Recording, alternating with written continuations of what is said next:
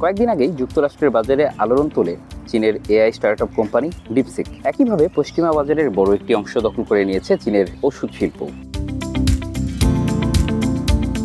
এতদিন চীন মূলত জেনেরিক ওষুধ উৎপাদন, ওষুধের কাঁচামাল সরবরাহ ও ক্লিনিক্যাল ট্রায়ালের ক্ষেত্রে গুরুত্বপূর্ণ ভূমিকা পালন করত। তবে এখন দেশটির ওষুধ উৎপাদনকারীরা সাশ্রয়ী প্রতিযোগিতামূলক ওষুধ তৈরির দিকে মনোযোগ দিচ্ছে।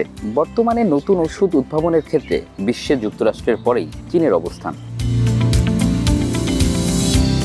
এর ফলে পশ্চিমা ওষুধ প্রস্তুতকারকরা ক্রমেই চীনের দিকে ঝুঁকছে। পেটেন্ট মেয়াদ শেষ হয়ে যাওয়ায় তারা 2030 সাল নাগাদ ওষুধ বিক্রিতে বছরে প্রায় $140 বিলিয়ন ক্ষতির মুখে পড়তে পারে। কনসালটেন্সি প্রতিষ্ঠান এলিকের এক বিশ্লেষণে দেখা গেছে, ওই সময়কালে পশ্চিমা ওষুধ উৎপাদনকারীদের চীনের ওষুধ লাইসেন্স নেওয়ার পরিমাণ 15 গুণ বেড়ে $48 বিলিয়ন পৌঁছাতে পারে। গত নভেম্বরে আকেশর অনুরূপ ওষুধের লাইসেন্স পেতে আরেক চীনা বায়োটেক প্রতিষ্ঠান লানোভা মেডিসিনকে $588 মিলিয়ন দিয়েছে মার্ক। গত বছর পশ্চিমা ওষুধ প্রস্তুতকারকরা $50 মিলিয়ন বা তার বেশি লাইসেন্সিং চুক্তি করেছে। তার প্রায় 1/3 হয়েছে চীনা কোম্পানিগুলোর সঙ্গে, যা 2020 সালের চেয়ে 3 গুণ বেশি। চীনের সরকার প্রায় 2 দশক আগে বায়োটেক শিল্পকে কৌশলগত অগ্রাধিকারের তালিকায় অন্তর্ভুক্ত করে। 2015 সালে দেশটির জাতীয় ওষুধ নিয়ন্ত্রক সংস্থা বড় ধরনের সংস্কার শুরু করলে এই খাতে উল্লেখযোগ্য অগ্রগতি দেখা যায়। সংস্থাটি কর্মীর সংখ্যা বাড়ায়, পাশাপাশি মাত্র 2 বছরের মধ্যে 20,000 ওষুধ অনুমোদনের আবেদন নিষ্পত্তি করে।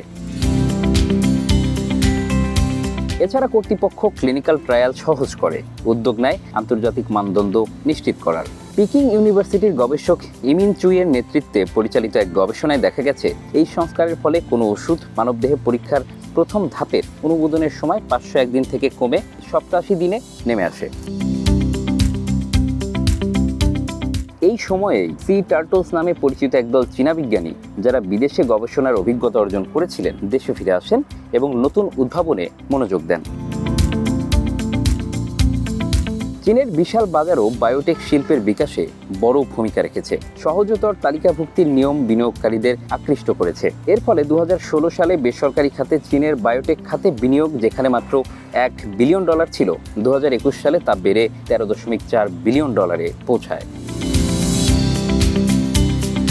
পর্যাপ্ত মেধা ও অর্থায়নের ফলে চীনা প্রতিষ্ঠানগুলো আর শুধু পশ্চিমা ওষুধের অনুলিপি তৈরি করছে না, তারা এখন ফাস্ট ফলোয়ার কৌশল নিয়েছে, অর্থাৎ বিদ্যমান ওষুধের উন্নত ও আরও নিরাপদ সংস্করণ তৈরি করছে। সাধারণত ওষুধ তৈরির গবেষণার প্রথম ধাপ হলো কোনো রোগের সঙ্গে সম্পর্কিত একটি প্রোটিন বা জিন শনাক্ত করা। এরপর বিজ্ঞানীরা এমন উপাদান খোঁজেন যা ওই প্রোটিন বা জিনের কার্যকারিতা নিয়ন্ত্রণ করতে পারে। 2021 থেকে 2024 সালের মধ্যে গবেষণাধীন নতুন চীনা ওষুধের সংখ্যা দ্বিগুণ হয়ে 4,391-তে পৌঁছেছে। এর মধ্যে প্রায় 42%ই ফাস্ট ফলোয়ার ও সম্পূর্ণ নতুন।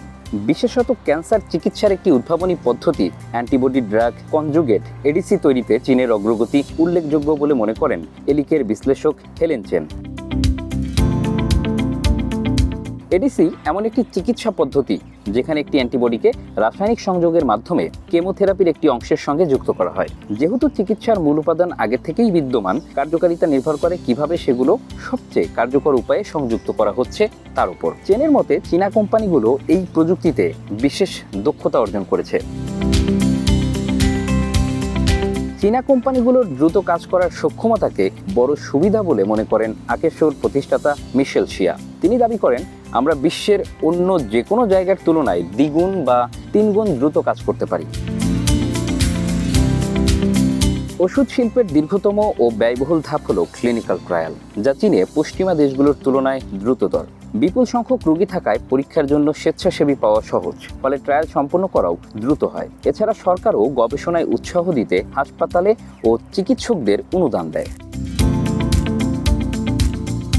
দ্রুততম ট্রায়ালের ফলে চীনা ওষুধ এখন বৈশ্বিক ওষুধ নির্মাতাদের জন্য আরও আকর্ষণীয় হয়ে উঠেছে। চীনে গবেষণার মান উন্নত হওয়ায় অন্যান্য দেশের নিয়ন্ত্রক সংস্থাগুলোর নজর কাটছে। বেশিরভাগ ক্লিনিক্যাল তথ্য চীনা রোগীদের হলেও তা বিনিয়োগকারী ও ওষুধ কোম্পানিগুলোকে সম্ভাবনাময় চিকিৎসা পদ্ধতি শনাক্ত করতে সাহায্য করে।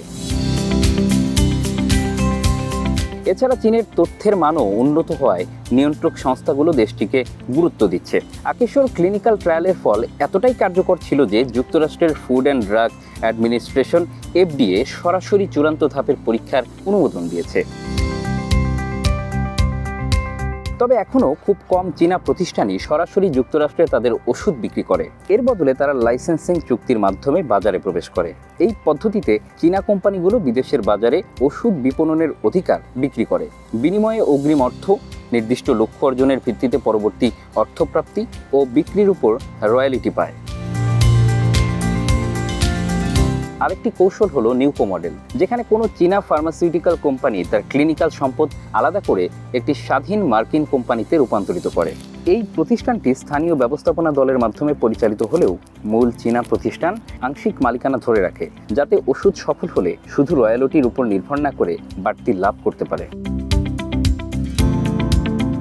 তবে এই অগ্রগতির মধ্যেও চীনের বায়োটেক শিল্প কিছু বড় চ্যালেঞ্জের মুখোমুখি। লাইসেন্সিং চুক্তির সংখ্যা বাড়লেও বিনিয়োগ সংকট স্পষ্ট হয়ে উঠেছে। 2024 সালে চীনা বায়োটেক খাতে বেসরকারি বিনিয়োগ 7 বছরের মধ্যে সর্বনিম্ন স্তরে নেমে এসেছে। বিনিয়োগকারীরা এখন কেবল সেই কোম্পানিগুলোর দিকে ঝুঁকছেন যেগুলো দ্রুত নগদ অর্থ তৈরি করতে সক্ষম বা আন্তর্জাতিক প্রতিযোগিতায় টিকে থাকার সম্ভাবনা রাখে। বিনিয়োগকারী জিমি ঝাং সতর্ক করে বলেছেন, বর্তমানে যেসব লাইসেন্সিং চুক্তি রয়েছে সেগুলোর অনেকটাই অতীতের বিনিয়োগের প্রবৃদ্ধির ফসল।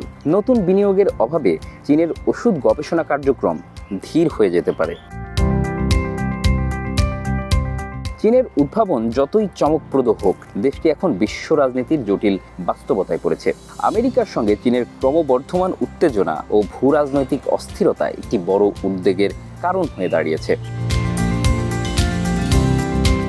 যুক্তরাষ্ট্রে ওষুধের দাম তুলনামূলকভাবে কম নিয়ন্ত্রিত হওয়ায় দেশটি চীনা বায়োটেক প্রতিষ্ঠানগুলোর জন্য বড় আয়ের উৎস। যদিও হাইটেক খাতে যুক্তরাষ্ট্রে বাণিজ্য নিষেধাজ্ঞা রয়েছে, তবে চীনা বায়োটেক খাত এখন পর্যন্ত সেই ঝুঁকির বাইরে।